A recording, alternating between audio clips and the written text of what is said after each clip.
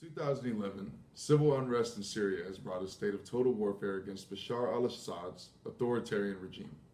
Death toll estimates have reached upwards of 300,000, many of whom innocent civilians falling victim to warfare in their own homes. Syria is one of the world's longest inhabited regions, a birthplace to modern society, and home to some of the world's most significant landmarks.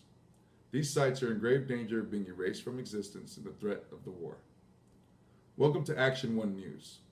I'm Adrian Bermudez alongside Desa Rae Dominguez, and today we're going to discuss how the Syrian civil war is perceived through the lens of two separate news outlets: Middle Eastern media conglomerate, Al Jazeera, as well as New York City's internationally distributed Vice Media.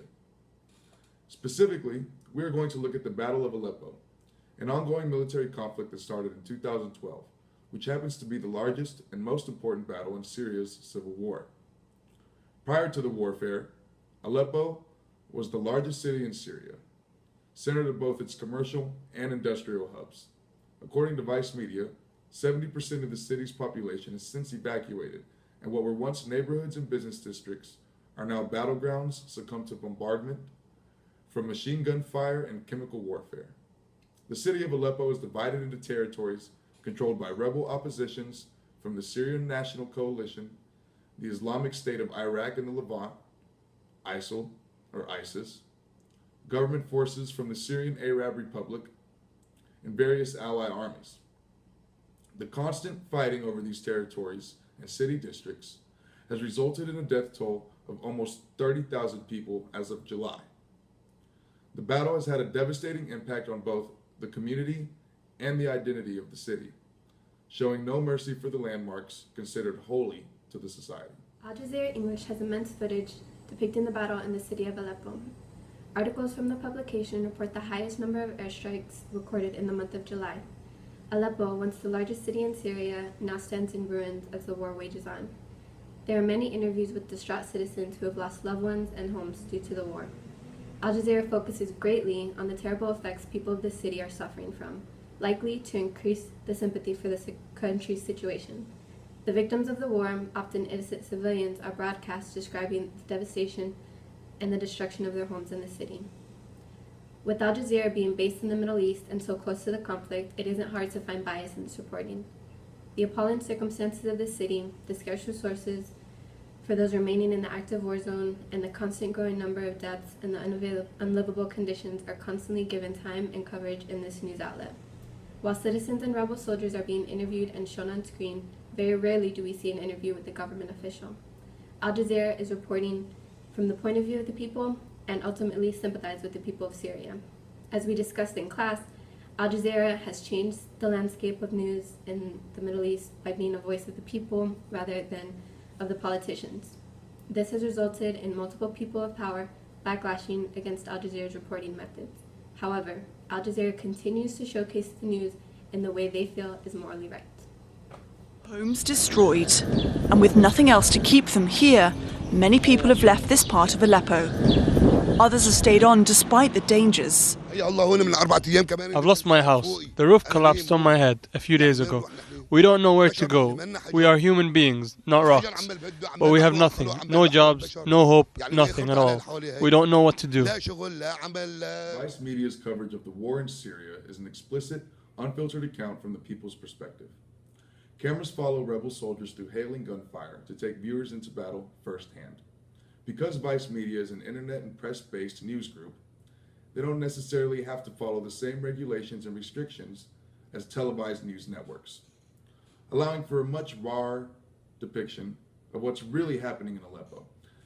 Airstrikes in civilian neighborhoods, pillaging through buildings and roads, civilians cursing the name of Bashar, and soldiers watching their own comrades perish. Vice stresses a few important reporting methods from the Battle of Aleppo, one being the viewpoints of rebel soldiers along with the viewpoints of Aleppo civilians. These accounts are first-hand commentaries with soldiers and victims, and their stories are fully experienced by the viewer. You can see these people in the middle of a battle-torn neighborhood, and you can hear the fear and anger in their voices, seeing the emotion on their faces. This account from the people illustrates the corruption of al-Assad's regime firsthand. His use of inhumane military tactics to control the very same people he's responsible for making mad in the first place. He now faces charges against the United Nations for crimes against humanity. Vice also emphasizes the impact that chemical warfare has had on the city, specifically the use of barrel bombs. In an article about the explosives, written by Vice's Hannah Smith, she defines barrel bombs as nothing more than canisters packed with explosives and metal shards hurled from overhead helicopters. Just one of these barrel bombs can decimate an entire city street instantly. And they are also terribly inaccurate, regularly landing on top of schools, hospitals, and neighborhoods. Vice estimates some 20,000 Syrians have become homeless over the past 4 months alone due to barrel bombs. And at least 20 more of these barrel bombs are dropping daily. Although most of the city's population is evacuated, the more poor residents don't have a choice but to stay and face these harsh dangers of warfare every single day. احتمال حتشوفونا هلا يعني تقريبا هي زادت البرميل حاليا 70% راح يطب يعني قريب علينا جدا. هو النظام يحاول ان يطوق هذا لكن هذا صعب جدا عليه. لكن واقع النظام هو واقع هزيل جدا. هو يتفوق علينا في الطيران في الأسلحة الثقيلة. لكن على الأرض يعني هو لا يستطيع مواجهتنا حتى في أخف المعارك. نحن نستطيع الآن أن نوقف في وجهه في أي جولة شاء. يسفكوا دمنا فوق الثرى يجري فليسفكوا دمنا فوق الثرى يجري.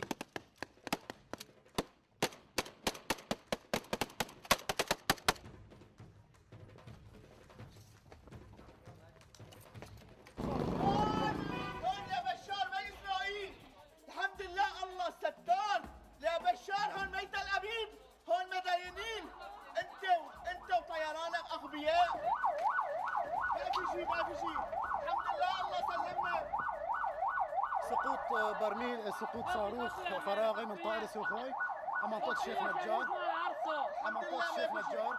الحمد لله شهداء ما في أضرار مادية على منطقة المعامل ولا من أي شيء وبإذن الله صامدين غصب عنك عن بيت الأسد كلهم بإذن الله صامدين نحن. هذا قطع برميل أو أسفل البرميل يعني قطع حديد معدنية. شوف السماكة يعني O'zbekiston, Qirg'iziston, Tojikiston diyorlariga inshaalloh yaqinda kirib boramiz biiznillah. Sizlar murtatlar inshaalloh bitta ariqlarda qon oqadi inshaalloh. Kofirlarni so'yamiz inshaalloh. Aleppo's rich history dates all the way back to 5000 BC and is recorded as a very important cultural center as far back as the 3rd millennium. The ancient city, or Old City, is home to some of the world's oldest surviving structures. The Citadel of Aleppo, the Great Mosque, the Al Medina Souk, just to name a few, all of which have suffered irreparable damage from the war. The Citadel of Aleppo is one of the oldest and largest castle structures in the world. Occupants included great civilizations such as the Greeks, the Byzantines, and Alexander the Great. The Citadel served as the judicial, political, and military center of the city. Rockets have damaged the outer walls and the iron front door. The Great Mosque served as a city center during Greek rule and the Cathedral of St. Helen during Roman rule, construction dating back all the way to 715 AD. Famous for its domed fountain in the courtyard and its 45-meter tall minaret, all of which destroyed by the rockets-propelled grenades during the rebel offense. The Al Medina Souk was one of the world's largest covered souk markets located in ancient Syria's famed walls. Dating back to the 14th century, Al Medina imported luxury goods including silk, spices, dyes, soaps, and various other products. In September of 2012, the market, along with various other buildings in the ancient city, were destroyed and burnt to the ground.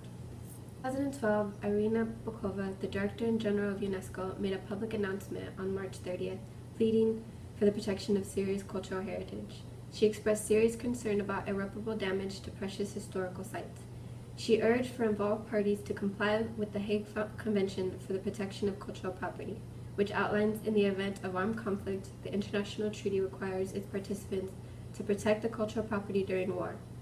Under this protection, it is stipulated that a sign is also permittable to indicate exceptionally significant cultural property under special safeguard. In June 2013, UNESCO placed 6 of Syria's World Heritage Sites on the organization's list for endangered sites. On the 2nd of October, Bokova released a statement of regret about the fire that burnt the Al-Medina Souk, the ancient marketplace in the deep-rooted city of Aleppo. Additionally, Bokova promised to send a special team to evaluate the situation and provide assistance for emergency conditions. The aim is to protect Aleppo's heritage and moderate the effects of disaster and ultimately avoid further damage. The war in Syria has obliterated what was once one of the world's most magnificent cities. With tensions only worsening, Aleppo's future is on the verge of being nothing more but an archive in a book, and future generations will only have words to experience these landmarks. We hope that you all learned something today. This is Action 1 News Team signing off.